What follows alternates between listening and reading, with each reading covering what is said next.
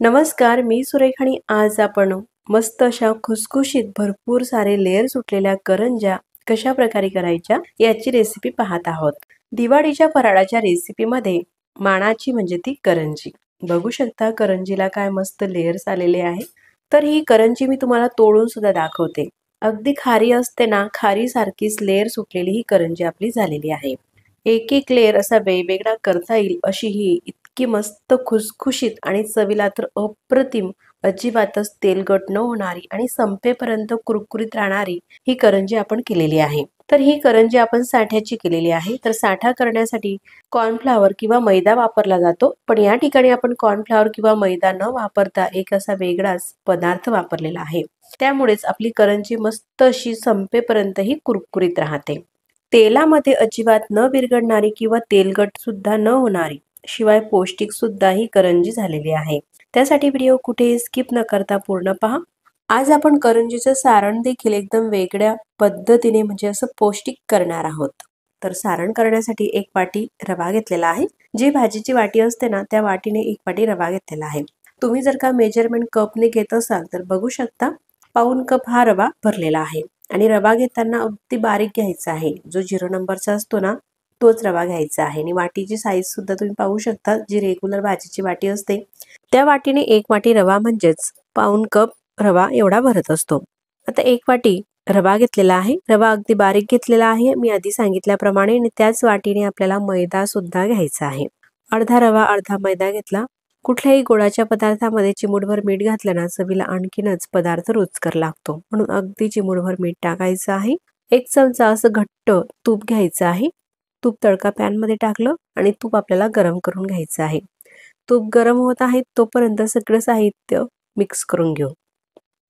तूप पाहू शकता तुम्ही, छान असं कडकडीत आपल्याला गरम करायचं आहे। आणि कडकडीत तुपाचं मोहन या रव्या मैद्याच्या मिश्रणामध्ये टाकायचं आहे। वितळलेलं तूप हे मेजरमेंट टेबलस्पूनने सांगायचं झालं 2 टेबलस्पून एवढ्या प्रमाणामध्ये आपल्याला हे वितळलेलं तूप यामध्ये घालायचं आहे। तुपाचं मोहन घातलं, तूप किंवा तेल सुद्धा तुम्ही वापरू शकता। तर या ठिकाणी मी साजूक तूप घातलं। सुरुवातीला तूप हे गरम असल्यामुळे हाताला चटका लागू शकतो, म्हणून चमचाने सगळं हे मिक्स करून घेते। आणि त्यानंतर हाताने सगळ्या या पिठाच्या कणाकणाला हे तुपाचं मोहन लावून घ्यायचं आहे। हाताने सगळं मोहन हे पिठाला लावून झालेलं आहे। आता मोहनाचं प्रमाण सुद्धा पाहू। बघू शकता संपूर्ण असं मिक्स केल्यानंतर अशा प्रकारे मुटका झाला पाहिजे इतपत मोहन असायला हवं। कमी घातलं तर काही हरकत नाही, पण जास्त मोहन आपल्याला घालायचं नाही। तर तुम्ही नवीन शिकाऊ असाल तर त्यासाठी पाण्याचं प्रमाण सुद्धा मी सांगते या ठिकाणी, म्हणजे तुम्ही कणिक सुद्धा हे पीठ मळायला सुद्धा अगदी परफेक्ट पाणी वापरू शकाल। ज्या वाटीने रवा आणि मैदा घेतलेला आहे ना, त्याच वाटीने पाणी सुद्धा घेतलेलं आहे। पाणी घालताना अगदी थोडं थोडंच पाणी घालायचं आहे। एकदम पाणी टाकायचं नाही, अगदी थोडंच पाणी घातलं आणि हाताने व्यवस्थित असं मळून हे पीठ आपल्याला मळायचं आहे।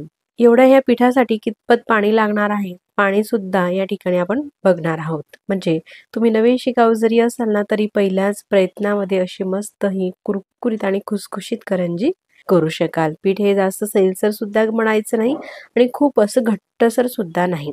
अशा प्रकारे पीठ हे मळून घेतलेलं आहे। आणि पाणी बघू शकता तुम्ही, फक्त अर्धी वाटी पाणी हे पीठ आपल्याला मळायला लागत असते। 2 वाटी पीठ झालेलं होतं टोटल। 1 वाटी रवा आणि 1 वाटी मैदा, 2 वाटीसाठी अर्धी वाटी पाण्याचा वापर झालेला आहे।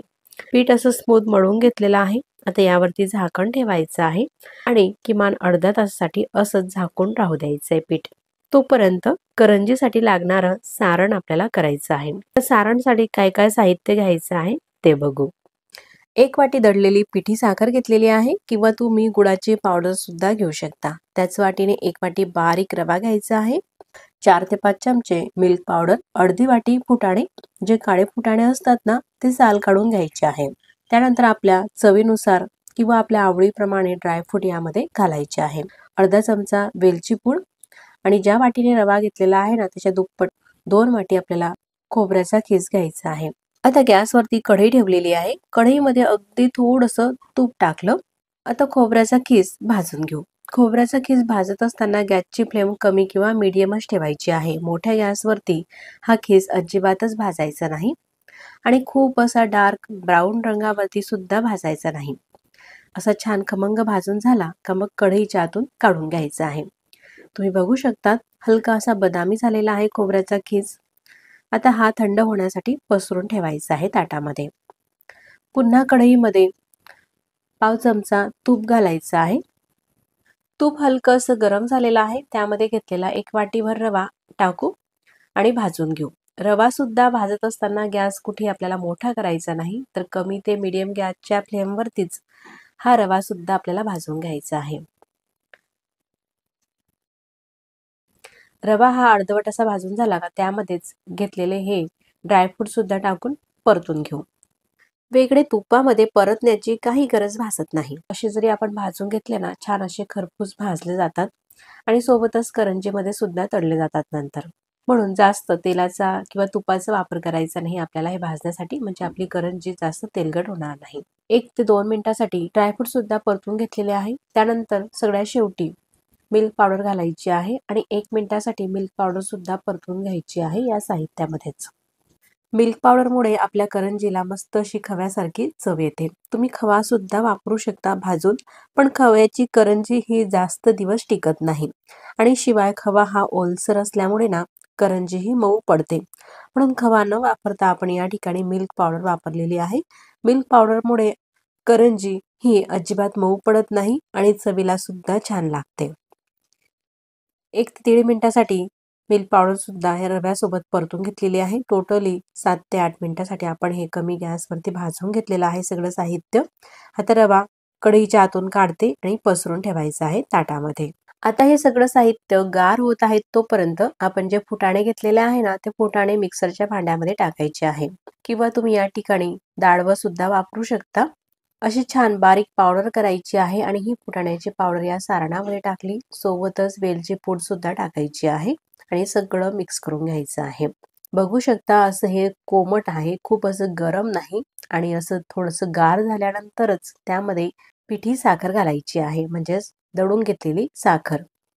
सगळं साहित्य मिक्स करून घेऊ। तुम्ही जर का फुटाणे कधी वापरले नसतील तर आता ह्या वेळेस नक्कीच वापरून पहा। फुटाण्यामुळे आपली करंजी ही पौष्टिक होते, शिवाय चवीला सुद्धा छान लागते। एकदा नक्कीच करून पहा। मिक्स करत असताना जो खोबऱ्याचा खीस आहे तो सुद्धा हाताने असा चुरून घ्यायचा आहे, म्हणजे लांब लांब सळ असे हे करंजीमध्ये दिसणार नाही खोबऱ्याचे।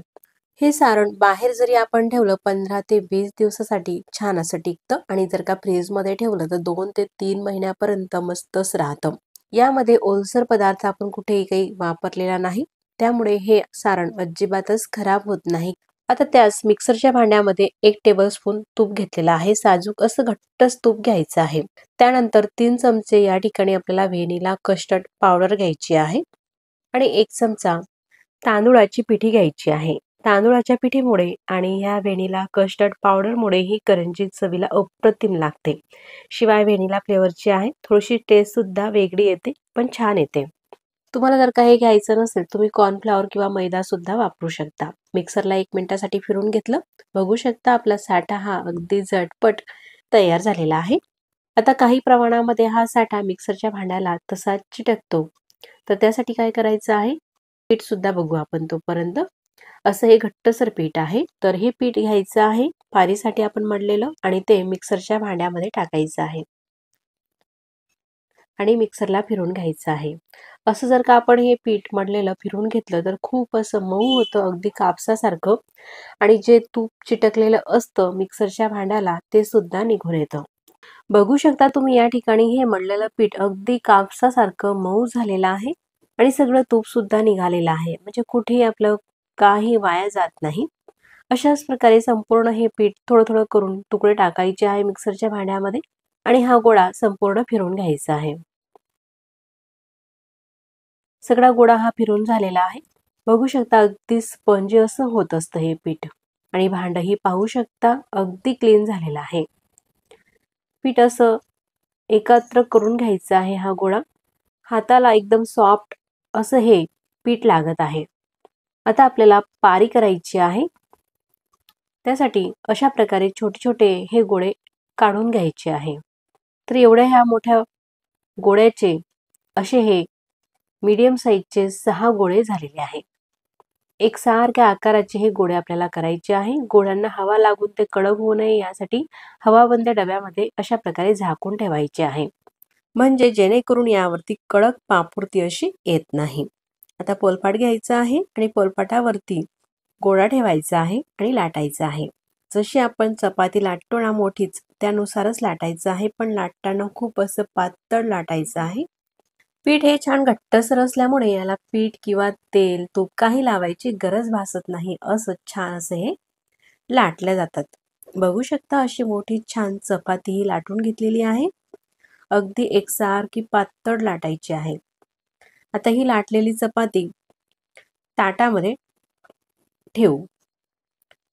यावरती सुद्धा आपल्याला एखादी नॅपकिन झाकून ठेवायचं आहे, कॉटनचा रुमाल वगैरे. दुसरा गोळा घ्यायचा आहे. तशाच प्रकारे ही सुद्धा मोठी चपाती लाटायची आहे. कणिकचे गोळे सुद्धा झाकून ठेवायचे आहे, म्हणजे हवा लागून हे कडक होत नाहीत.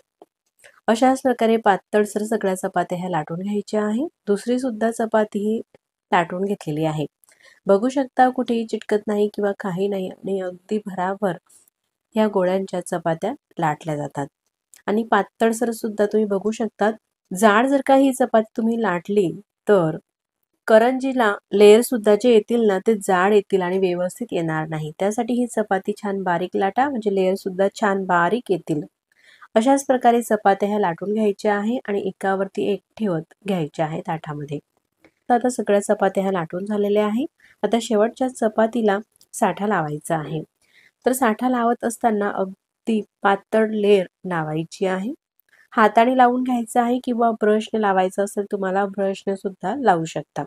मी हातानेच एकसारखी अशी अगदी पातळ लेयर साठ्याची लावून घेते. आणि साठा संपूर्ण लावून झाला तर त्यावरती ही चपाती ठेवायची आहे. पुन्हा दुसऱ्या चपातीला साठा लावायचा आहे. पुन्हा त्यावरती चपाती ठेवायची आहे. अशा प्रकारे तुम्ही 5 ते 6 चपात्यांचा एक रोल करू शकता. या ठिकाणी मी 6 चपात्या ह्या केलेल्या आहे, कारण एवढ्या प्रमाणामध्ये 6 गोळे हे झालेले होते. 6 चपात्या एकावरती एक ठेवले, त्यानंतर रोल करायचा आहे. हा जो साठा आहे ना, एवढ्या प्रमाणामध्ये तुम्ही जर का केला तर व्यवस्थित हा पुरतो, आणि जर का कमी झाला तर मग लगेचच करता येतो, काही जास्त वेळ लागत नाही. पूर्ण साठा हा लावून झालेला आहे. अगदी परफेक्ट साठा झालेला आहे. कमी सुद्धा झालेला नाही आणि शिल्लक सुद्धा राहिलेला नाही. त्यानंतर अगदी हळूहळू अशा प्रकारे रोल करायचा आहे. एकदम करायचं नाही, नाहीतर यामध्ये हवा भरली जाईल. बघू शकता अशा प्रकारे दाबत घ्यायचं आहे बोटाने आणि रोल हा फिरवत घ्यायचा आहे. त्यानंतर दोघं हाताच्या मदतीने हा रोल करून घेते. व्यवस्थित असा प्रेस करून घ्यायचा आहे, जास्त दाबून करायचा नाही, हलक्या हाताने करायचा आहे रोल. त्यानंतर असे हे गोळे आपल्याला कट करायचे आहे. अगदी लहान लहान पाऱ्या लाटल्या जातील त्यानुसारच गोळे आपल्याला कट करायचे आहे. लेयर तर तुम्ही बघू शकता, अगदी अप्रतिम लेयर हे दिसत आहे. ह्या रोलला सुद्धा अशा प्रकारे ह्या लाट्या करून झालेल्या आहे. लाट्या सुद्धा पुन्हा डब्यामध्ये ठेवायच्या आहे आणि झाकण लावून घ्यायचं आहे, म्हणजे की जेणेकरून लाटी सुद्धा आपली ही कडक होणार नाही. तर मैत्रिणींनो, माझी थोडी तब्येत बरी नसल्यामुळे थोडा आवाज सुद्धा माझा खराब येत आहे. तुम्ही समजून घ्याल एवढीच तुमच्याकडनं अपेक्षा करते. बघू शकता अशी ही लाटी आपल्याला प्रेस करायची आहे, म्हणजे जेव्हाही आपण करंजी तळतो ना, हे पूड असे वेगळे होत नाहीत. अगदी हलक्या हाताने थोडंसं पुढच्या साईडला प्रेस करून घेतल्यानंतर लाटून घ्यायची आहे. लाटताना मात्र लाटण्याचा जास्त दाब देऊन आपल्याला लाटायची नाही, तर अगदी हलक्या हाताने ही पारी लाटायची आहे. अशी ही पारी लाटून झालेली आहे. तर ही पहिली करंजी मी तुम्हाला साच्यामध्ये करून दाखवणार आहे. त्यानंतर मग साचा न वापरता कशी करायची ते सुद्धा आपण पाहणारच आहोत. साच्यावरती पारी ठेवली, त्यानंतर सारण भरायचं आहे. बघू शकता या ठिकाणी अशा प्रकारे भरपूर सारण या करंजीमध्ये मी भरत आहे. असं सारण भरत असताना गच्च दाबून भरायचं आहे. सारण व्यवस्थित भरून झाल्यानंतर बाहेरची जी बाजू असते ना, काठाकाठाने पाणी लावायचं आहे, म्हणजे करंजी तळताना ती अजिबात फुटत नाही. आणि साचा बंद करायचा आहे. घट्ट असं दाबून घ्यायचं आहे. शिल्लक राहिलेली जी पारी आहे ती काढून घ्यायची आहे. व्यवस्थित असं हे दाबून घेतलेलं आहे. त्यानंतर मी तुम्हाला साचा हा ओपन करून दाखवते. बघू शकता मस्त करंजी आपली ही पहिली तयार झालेली आहे। मस्त छान अशी डिझाईन सुद्धा आलेली आहे करंजीवरती आणि छान अशी गुबगुबीत ही करंजी दिसत आहे। करंजी ताटामध्ये ठेवल्यानंतर त्यावरती सुद्धा आपल्याला एखादी रुमाल झाकून ठेवायचा आहे, म्हणजे जेणेकरून ह्या करंज्या कोरड्या होणार नाही। कोरड्या झालेल्या करंज्या जर का आपण तळल्या तर तळताना फुटतात, म्हणून करंजी ही बाहेरची जी बाजू आहे ती कोरडी होऊ द्यायची नाही आपल्याला, म्हणून झाकून ठेवायची आहे। आता तशाच प्रकारे दुसरी पारी सुद्धा लाटून घेतलेली आहे। आता ही दुसरी करंजी मी तुम्हाला साचा न वापरता करून दाखवत आहे। सारण भरून घेतलेलं आहे, छान असं भरपूर सारण भरायचं आहे। त्यानंतर अशा प्रकारे पाणी लावायचं आहे। पाणी किंवा दुधाचा सुद्धा तुम्ही वापर करू शकतात, पण करंजी जर का जास्त दिवस टिकवायची असेल तर मग पाण्याचाच वापर करा। त्यानंतर फोल्ड करायची आहे। अशी ही पारी फोल्ड केल्यानंतर हाताने व्यवस्थित अशी दाबून घ्यायची आहे ह्यानुसार। करंजी अशी छान दाबली ना ती अजिबात ओपन होत नाही तेलामध्ये तळत असताना। त्यानंतर सुरीने कट करून घ्यायचं आहे। बघू शकतात पारी जी आहे ती लहानच लाटायची, म्हणजे जास्त ती कट करावी लागत नाही। आता पुढची करंजी आपण अशा प्रकारे पारी न कट करता सुद्धा पाहणारच आहोत। आणि डिझाईन जर का करायची झाली तर मग अशा प्रकारे आपण काटे चमच्याच्या साहाय्याने अशा प्रकारे डिझाईन करू शकतो। आणि काठ सुद्धा दाबले जातात, म्हणजे ते तळताना उलगडत सुद्धा नाही। मस्त आपली ही दुसरी करंजी सुद्धा या ठिकाणी तयार झालेली आहे। ही करंजी सुद्धा छान अशी गुबगुबीत दिसत आहे। आता मी अशाच प्रकारे तिसरी करंजी सुद्धा तुम्हाला करून दाखवते। पारी लाटून घेतली आधीप्रमाणे सारण भरलेलं आहे। ही जी पारी आहे आपण अजिबात कट करणार नाहीत, दुमळून घ्यायची आहे। हाताने व्यवस्थित आधीप्रमाणेच दाबून घ्यायचं आहे। छान असं घट्ट हे दाबल्यानंतर काटा चमचा घ्यायचा आहे, किंवा तुम्ही साधा पोहे खाण्याचा चमचा सुद्धा घेऊ शकता। त्याच्याने अशा प्रकारे ही पारी आपल्याला दाबून घ्यायची आहे, म्हणजे छान गोलाकार येतो। तुम्ही या तिघ पद्धतीमधील कुठलीही पद्धत वापरून तुम्ही ह्या करंज्या करू शकतात, पण ही शेवटची पद्धत अगदी सोपी आहे, म्हणजे कुठलीही पारीचं जे पीठ असतं ते शिल्लक राहत नाही आणि अगदी वेळ सुद्धा जात नाही। अगदी भराभर आपल्या ह्या करंज्या करता येतात। तर तिसऱ्या पद्धतीनुसारच मी सगळ्या करंज्या ह्या करून घेतलेल्या आहे, बघू शकता। आणि अशा प्रकारे रुमाल त्यावरती झाकूनच ठेवायचा आहे। आता करंजी आपल्याला तळायची आहे। करंजी तळण्यासाठी तेल खूप कडकडीत सुद्धा घ्यायचं नाही, तर हा पिठाचा छोटासा गोळा टाकून दाखवते तुम्हाला, अगदी हलके असे बुडबुडे निघत आहे। गॅसची फ्लेम मीडियम आहे, कमी सुद्धा ठेवायची नाही आणि मोठी सुद्धा ठेवायची नाही। बघू शकता या ठिकाणी तेलामध्ये करंजी सोडल्यानंतर तुमच्या लक्षात तर आलंच असेल तेल आपलं हे कितपत गरम असेल। अशाच प्रकारे तेल हे गरम असायला हवं आणि गॅसची फ्लेम मीडियम आहे, मोठी तर अजिबातच ठेवायची नाही आणि खूप कमी सुद्धा नाही। खोलगट चमचा घ्यायचा आहे त्यानंतर, आणि चमचाने अशा प्रकारे तेल हे करंजीवरती सोडायचं आहे ह्यानुसार। कमी ते मीडियम आहे गॅसची फ्लेम, बघू शकता। अशा प्रकारे थोडा वेळ तेल सोडायचं आहे। अशी उलटून पालटून छान करंजी ही तळून घ्यायची आहे आणि मस्त अशी सोनेरी रंगावरती करंजी तळून झाली का मग तेलाच्या आतून काढून घ्यायची आहे। तेल हे संपूर्ण निथळून घ्यायचं आहे, म्हणजे करंजी अजिबातही तेलकट होत नाही। तर या ठिकाणी तुम्ही पाहू शकता करंजीला काय मस्त असे लेयर्स आलेले आहे, एकदम भारीच अशी ही करंजी झालेली आहे। अशाच प्रकारे संपूर्ण करंज्या तळायच्या आहे। तेल हे खूप गरम असते। दुसरी बॅच तळताना गॅस बंद करायचा आहे थोड्या वेळासाठी, आणि थोडंसं तेल गार झाल्यानंतर मग चालू करायचं आहे। अशाच प्रकारे संपूर्ण ह्या करंज्या तळून घेतलेल्या आहे। करंज्या तुम्ही जवळून सुद्धा पाहू शकता, मस्त असा रंग आलेला आहे आणि लेयर्स अप्रतिम असे आलेले आहेत। अजिबात तेलकट न होणारी अशी ही करंजी आपली झालेली आहे। आता ही करंजी मी तुम्हाला तोडून सुद्धा दाखवते, म्हणजे आतमधून सुद्धा तुम्ही पाहू शकता अगदी खारीसारखीच आपली ही करंजी होत असते आणि मस्त कुरकुरीत, अगदी संपेपर्यंत ही करंजी कुरकुरीत राहते। जशी खारी असते ना, खारीला लेयर असतात, तशाच प्रकारे लेयर्स या करंजीला सुटलेले आहे आणि जिभेवर ठेवताच विरघळणारे असे मस्त मऊ हे लेयर्स झालेले आहे। तर अशी भरपूर लेयर सुटलेली अशी ही करंजी तुम्ही नक्कीच करून पहा आणि रेसिपी आवडल्यास रेसिपीला लाईक, शेअर आणि सबस्क्राईब करू शकता। मग पुन्हा भेटू नवीन रेसिपी सोबत, तोपर्यंत नमस्कार।